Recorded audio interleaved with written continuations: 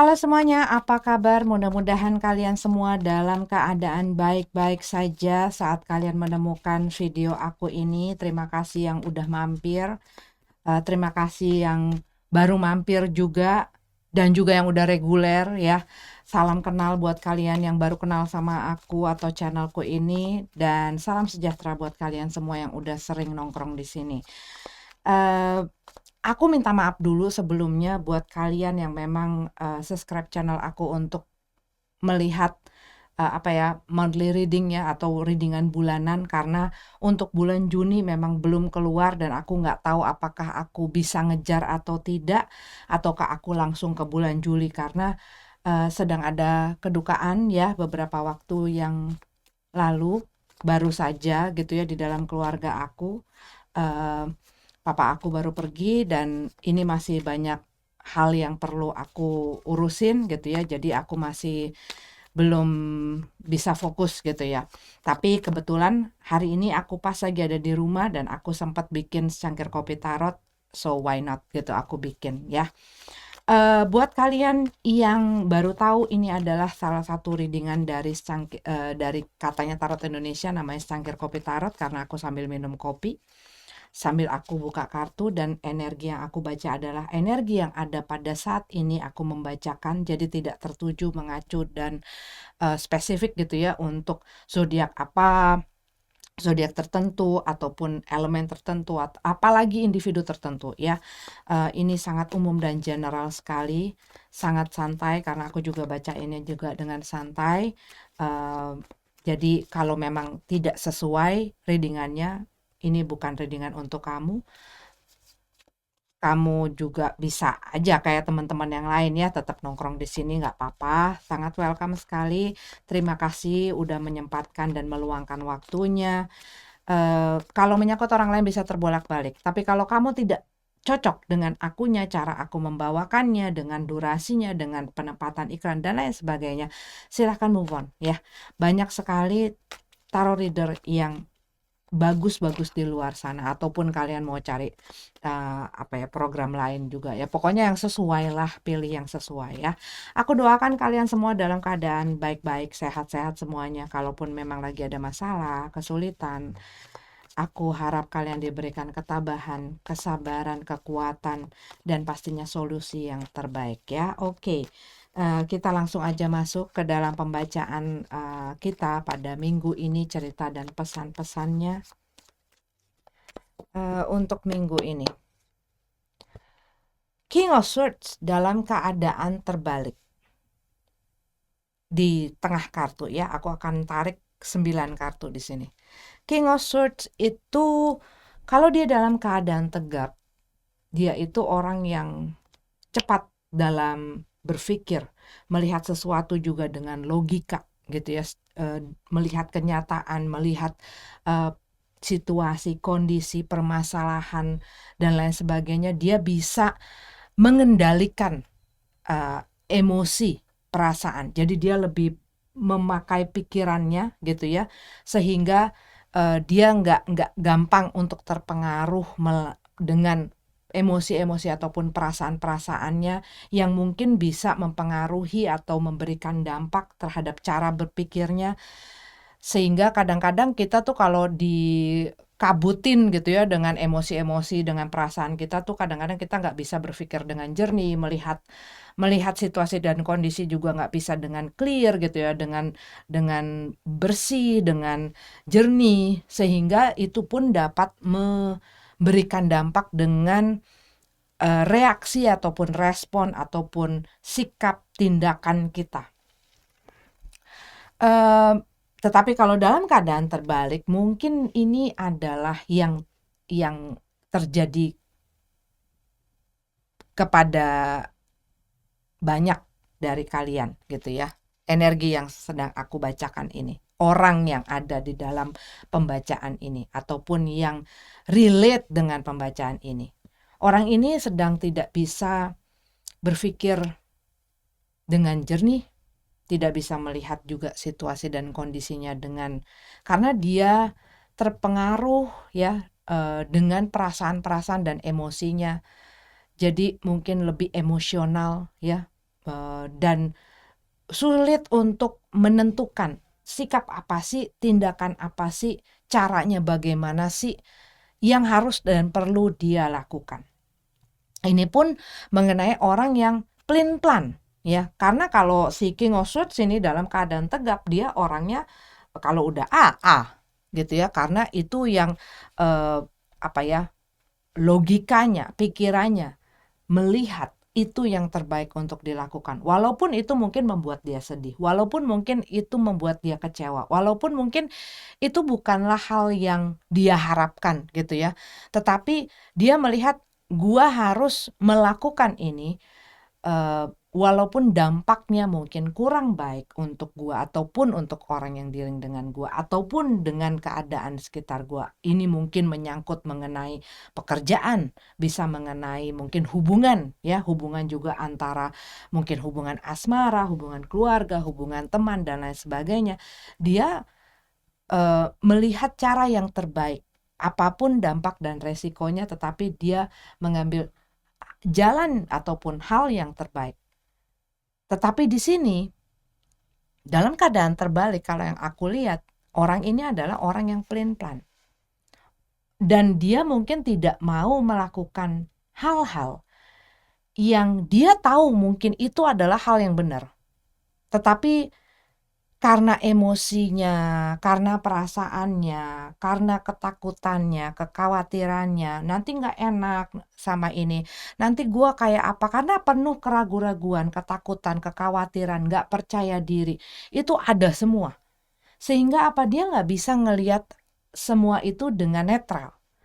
Dia berat ke satu titik yang dimana dia penuh ketakutan itu, kekhawatiran itu, sehingga dia nggak bisa berpikir secara realistis. Dan kadang-kadang hal yang dilakukan ini justru akan membawa dia ke dalam masalah, ke dalam kesulitan gitu ya. Orang yang nggak berani menghadapi masalah, orang yang nggak berani mengambil tindakan, orang yang nggak berani mengambil keputusan, ataupun tidak punya sikap, ataupun mencela-mencele. Ini yang terjadi.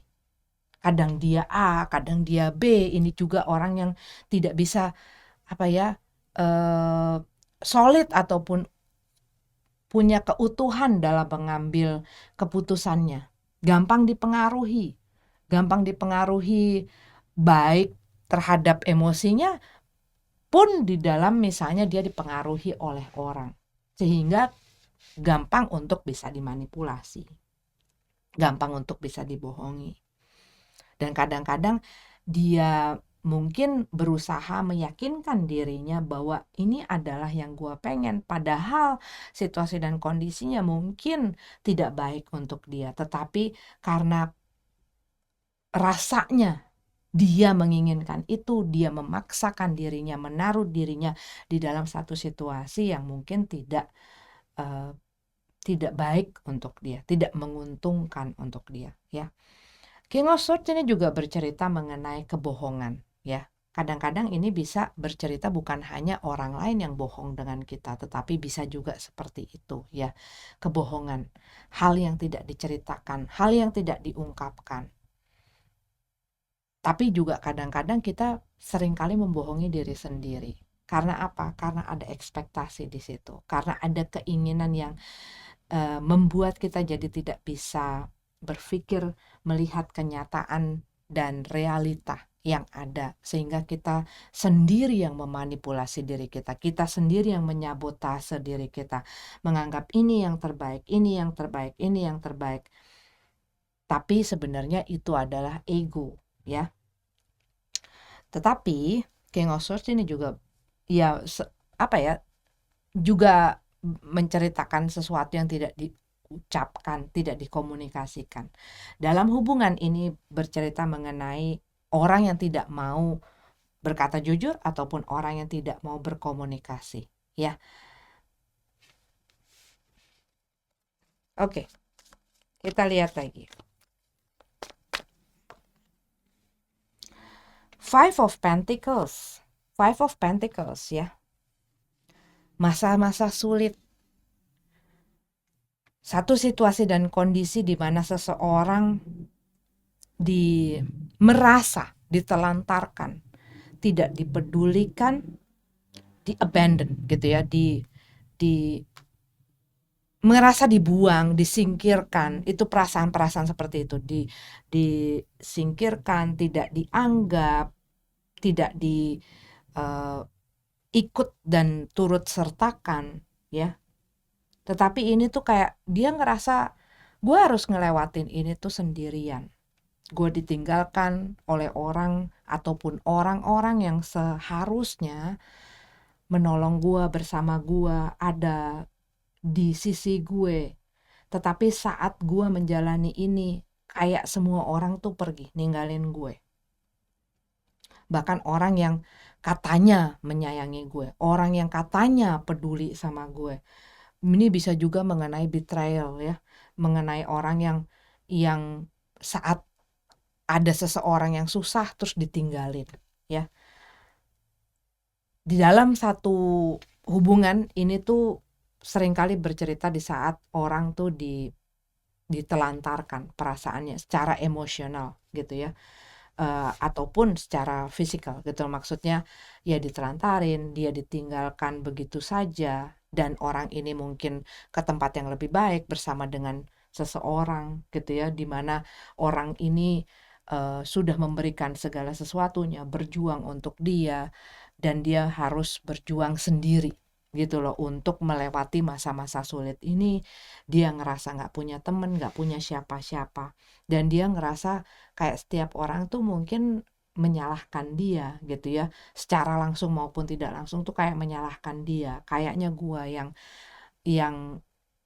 ya akhirnya mereka jadi kayak memaklumi, apa ya, membuat pemakluman, ya pantas aja lo begitu, oh pantas aja lo begitu ya. Kadang-kadang ya orang kalau nggak mau nolong ataupun nggak mau ngasih perhatian ataupun kepedulian mereka membuat hal-hal tersebut. Tetapi ini lebih kepada apa yang di apa ya, yang dirasakan oleh orang ini.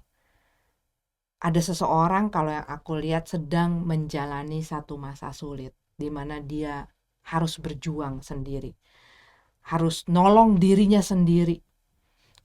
Dan banyak kali ya, dan banyak orang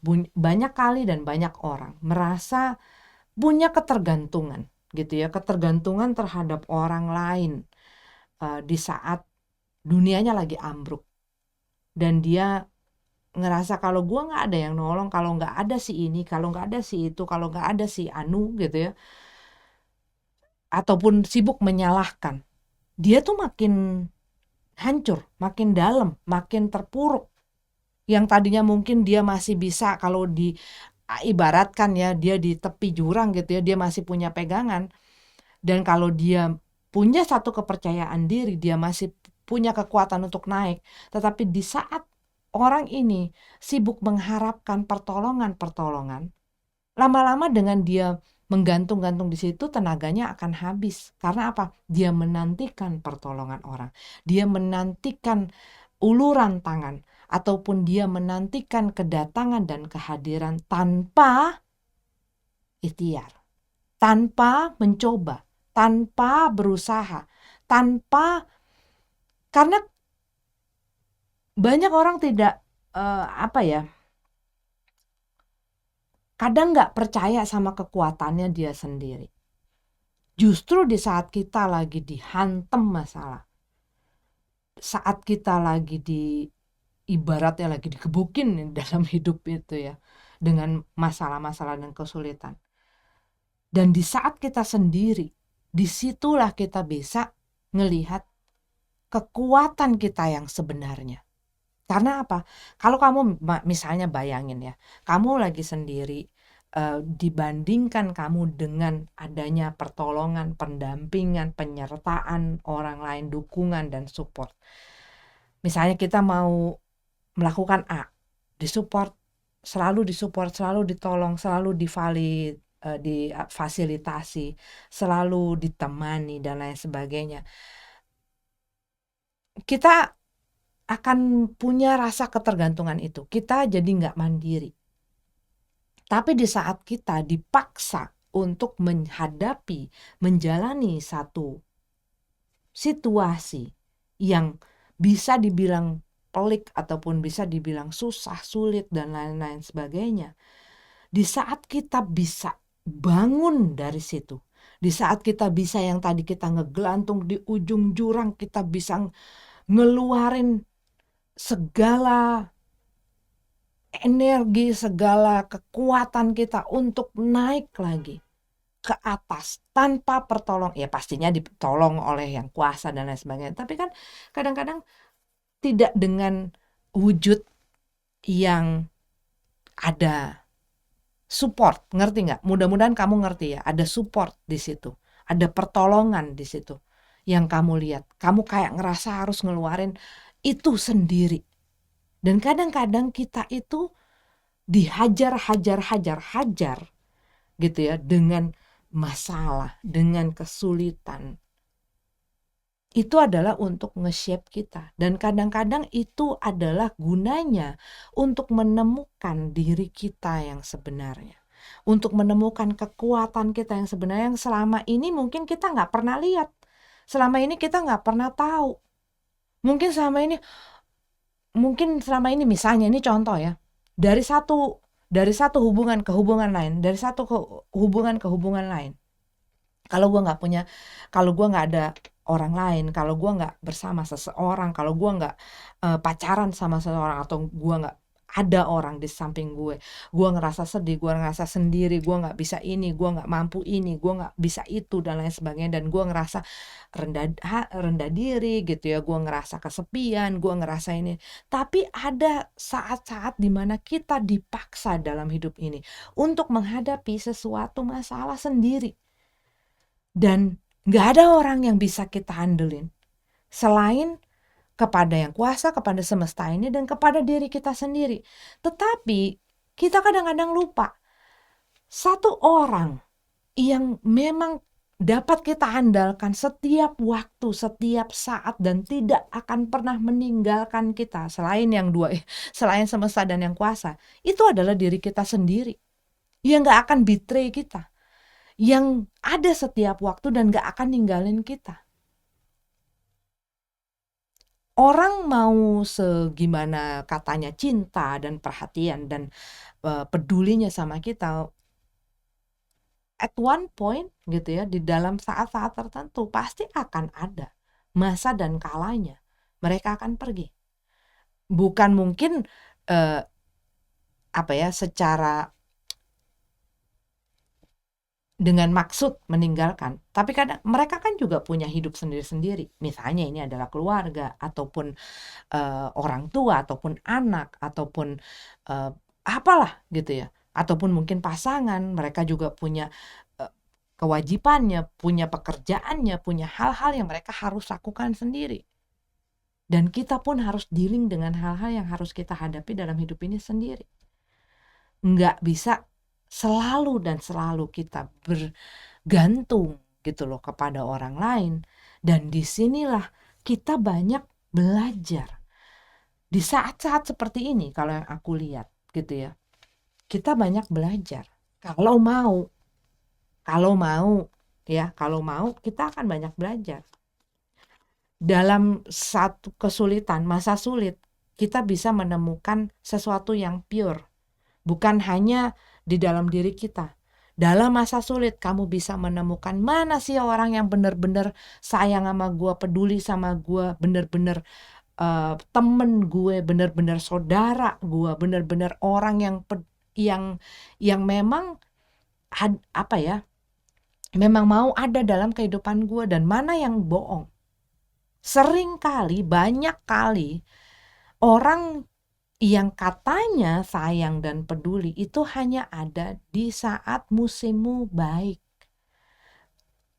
di saat gemah lipah lok jinawi, di saat kamu lagi panen, di saat kamu lagi sejahtera, di saat kamu lagi nyaman, di saat kamu lagi berkelimpahan, di saat kamu lagi nikmat lah, baik-baik, smooth. Tapi di saat jalan kamu lagi gerajukan, di saat kamu lagi ngadepin kesulitan, kesusahan, apalagi nggak punya uang, nggak punya pekerjaan, ketimpa masalah dan lain sebagainya.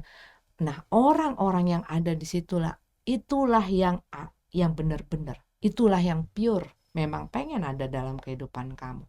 Dan disinilah perlu kamu buka mata, melihat, oh ini yang benar, oh ini yang enggak. Tapi kadang dengan ini, kita jadi,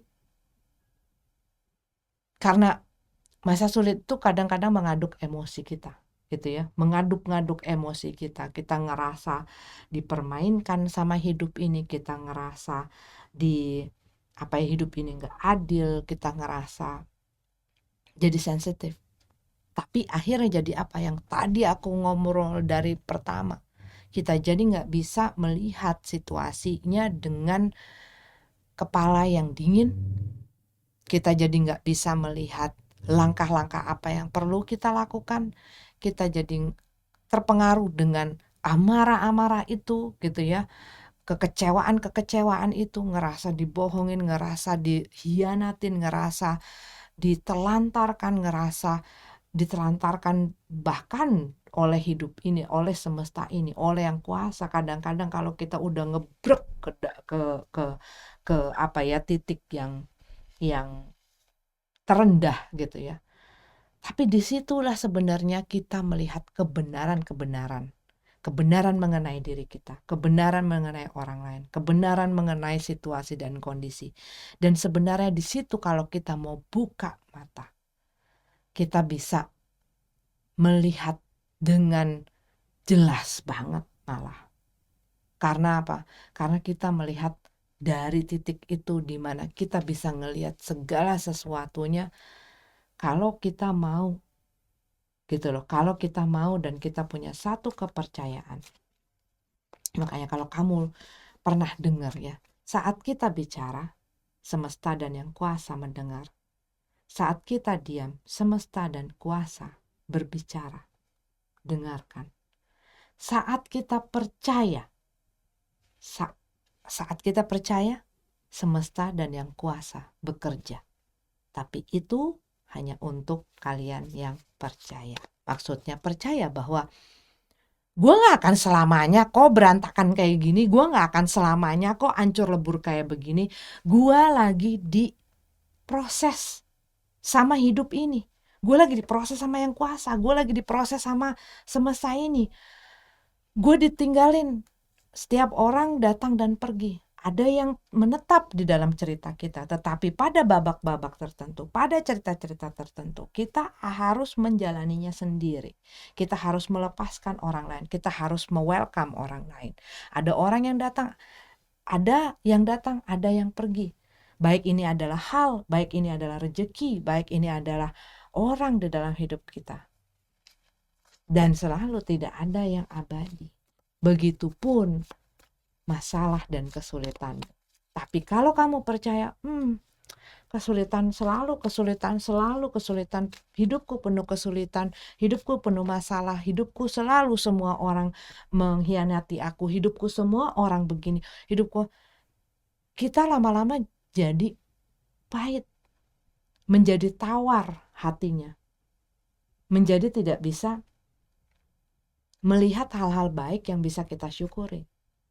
Dan itu jadi membuat kita jadi nggak belajar juga, gitu loh ya. Oke, ngeflip ya, Sun card dalam keadaan terbalik. Buat beberapa dari kamu, ini adalah masa sulit dalam hubungan, di mana salah seorang ini tidak mau bicara, bahkan sudah memutuskan komunikasi, dan itu membuat kamu mungkin jadi tidak tahu dan tidak mengerti harus berbuat apa ya, karena kamu mengharapkan keputusan itu datang dari pihak yang lainnya. Tetapi semestinya kamu pun punya batas waktu, kamu pun punya batasan, kamu pun tahu apa yang harus kamu lakukan. Nah, kembali lagi mengenai ekspektasi, keinginan-keinginan dan ego kita yang kadang-kadang mengaburkan kita, jadi tidak bisa melihat kenyataan yang ada. Kita melihat dan melihat sesuatu, tetapi ini bukan apa yang gue pengen nih. Akhirnya apa? Kita berusaha merubah narasi-narasi dan ceritanya. Yang semestinya, misalnya ceritanya A pergi meninggalkan B karena dia sudah tidak peduli lagi dan dia menginginkan hal yang lebih baik untuk hidupnya. Tidak mau. Cerita itu tidak baik. Cerita itu bukan hal yang gue pengenin.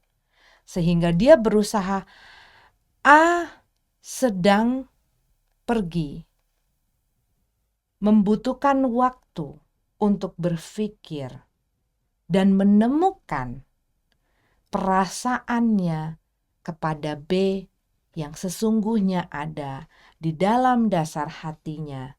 Dan pada suatu hari A akan kembali ke B dan dia sadar bahwa hanya Bella yang paling mengasihi dan mencintainya walaupun A sudah meninggalkannya dan membengkalaikan perasaannya, membuat sedih dan kecewa. Tetapi akhirnya saat A hadir dan mengakui kesalahannya, ini kan udah kepanjangan gitu loh, tetapi dia berusaha karena apa? Tidak mau melihat satu kenyataan, tidak mau mengambil satu keputusan, tidak mau mengambil satu tindakan, dan membiarkan situasi dan kondisi ini berlarut, padahal ini sudah membuat dia sedih, meredupkan cahaya itu.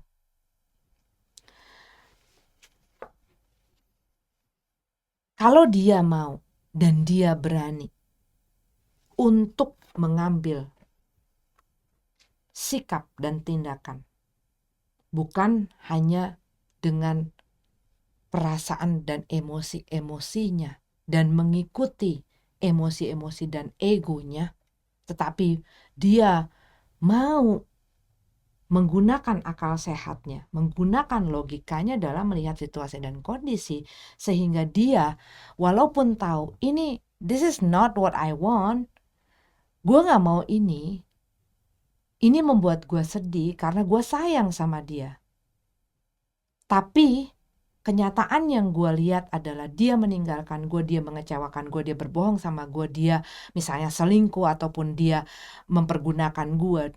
Dan gue harus melihat hal-hal itu walaupun pahit.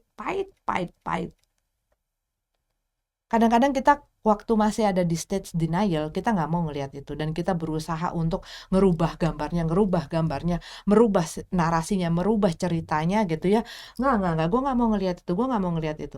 Tapi kalau saja dia berani untuk menghandle dan mampu gitu ya, mengontrol dan mengendalikan, punya kapasitas itu, tidak takut untuk melihat kenyataan yang ada bahwa orang yang gue kasihi, hal yang gue inginkan, cita-cita yang gue kejar dan lain sebagainya, gue berani melihat bahwa this is not meant to be. Ini bukanlah hal yang seharusnya gue pertahankan, bukan hal yang seharusnya gue perjuangkan, bukan seharusnya hal yang gue bela-belain sampai gue hancur lebur. Gue harus bisa melihat kenyataannya. Oke, gue sayang sama dia tapi dia kurang ajar. Oke, gue sayang sama dia, hubungan gue sama dia udah bertahun-tahun, hubungan gue sama dia udah sampai punya anak, hubungan gue sama dia udah sampai sejauh ya masing-masing berbeda ya.